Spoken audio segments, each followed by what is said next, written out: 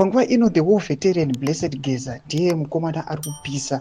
Vakomana ma war veterans vakauya vakanosangana nemajournalist vanotsanangura nhau dzavo vachiti muchitiona panapa tisu taifamba mumatrench tichirwira hondo yerusununguko but hatisi kana kurangariro.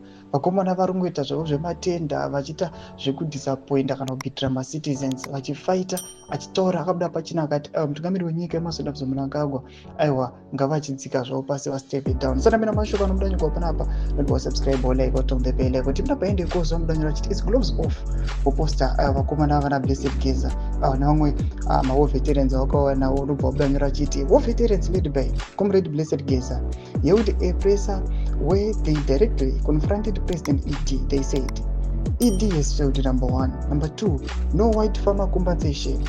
Number 3, ED has no respect for war veterans. Number 4, ED must go now. Number 5, compensation for war collaborator.